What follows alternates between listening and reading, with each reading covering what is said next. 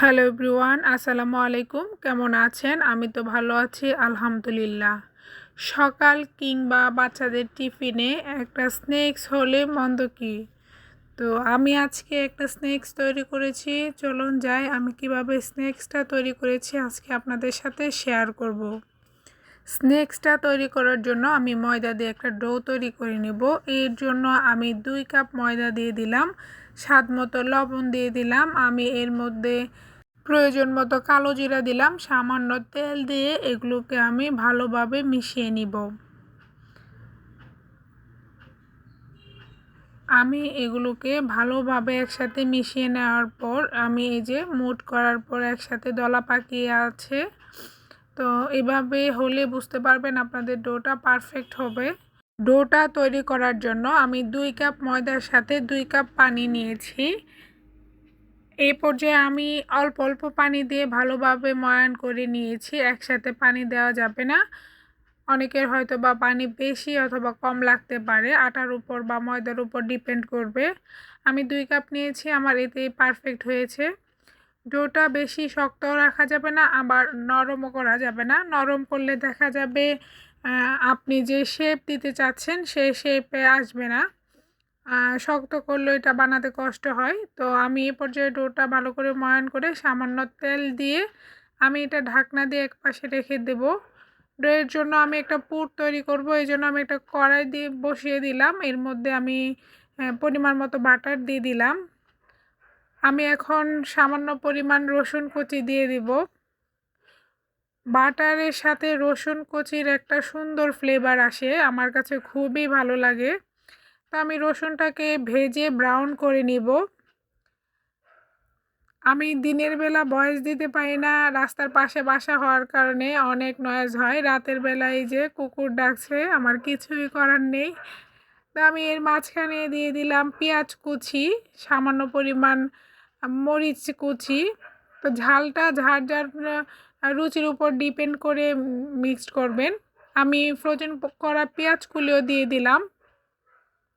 আমি যেহেতু হাই হিটে রান্না করছি এই জন্য পেঁয়াজগুলি থেকে পানি বের হয় নাই। তো আমি এখানে হলুদ, সামান্য পরিমাণ চাট মশলা, আমি আবারও দিয়ে দিলাম শুকনো মরিচের গুঁড়া। আমি আবারও বলছি, ঝালটা যার যার রুচি পছন্দ মতো দিবেন, যে যতটুকু খেতে পারেন। আমি ভালোভাবে এগুলোকে মিক্সড করে আমি গ্রেট করে ডিম এবং আলু রেখেছিলাম সেগুলো দিয়ে এখন আমি এটাকে ভালোভাবে মিক্সড করে মিশিয়ে নিব। আমি এর মধ্যে স্বাদ মতো লবণও দিয়ে দিয়েছি।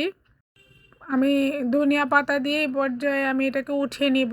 আমি যে আটার বা ময়দার ডোটা করে রেখেছি, এখন এগুলোকে আমি ভালোভাবে ময়ান করে আমি আমার সাইজ মতো নিয়ে নিয়েছি। এখন আমি এটাকে একটা রুটি করে নিব।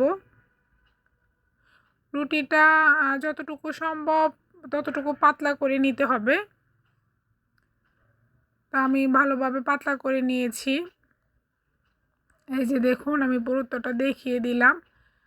আমি ভাঁজটা কিভাবে দিচ্ছি এটা দেখে বুঝে নিতে হবে। আমি 4-5 থেকে ভাঁজ করে এটাকে উল্টে দিয়েছি। আমি ভিতরে পুরটাও দিয়ে দিলাম। এখন 4-5 থেকে টেনে আমি এটাকে সিল করে দিচ্ছি। পানি দেওয়ার প্রয়োজন হয় না। যদি মনে হয় ছেড়ে দিতে পারে তাহলে পানি ব্যবহার করতে পারবেন। যেহেতু ময়দাটা সিদ্ধ না, তো এই পর্যায়ে আমার প্রয়োজন হয় না। এই যে দেখুন আমার ডিজাইনটা। এই পর্যায়ে আমি পাশে একটা চুলায় কড়াই বসিয়ে দিয়েছি। কড়াইটা গরম হয়ে আসলে আমি পরিমাণ মতো তেল দিয়ে, তেলটা গরম হয়ে আসলে আমি এর মধ্যে বানিয়ে রাখা স্ন্যাক্সটা দিয়ে দিলাম। এই যে আমি উল্টে পাল্টে দিচ্ছি। আমি আসলে এটা সার্ভ করারই সুযোগ পাইনি। একটা উঠিয়ে রাখার পর বাবা ছেলে মেয়ে মিলে আস্তে আস্তে করে খেয়ে ফেলেছে। আমি এটা যে ডেকোরেশন করব এই সুযোগও পাইনি। এত টেস্ট হয়েছে, এদের কাছে এত ভালো লেগেছে। তো ওরা খুব মজা করে খেয়েছে, একবার ট্রাই করে দেখতে পারেন। আমি এক এক করে ভেজে রাখছি, আমি পাশে বানিয়ে সাথে সাথে চুলায় দিয়ে দিচ্ছি। তো এতক্ষণ আমার ভিডিওটা দেখার জন্য সবাইকে অসংখ্য ধন্যবাদ। এটা নিজেরাও করে খেতে পারেন বা বাচ্চাদের টিফিনও দিতে পারেন। আমার চ্যানেলটিকে সাবস্ক্রাইব করবেন, আমার রেসিপিটা ভালো লাগলে একটা লাইক দিবেন, কমেন্টস করবেন। আসসালামু আলাইকুম।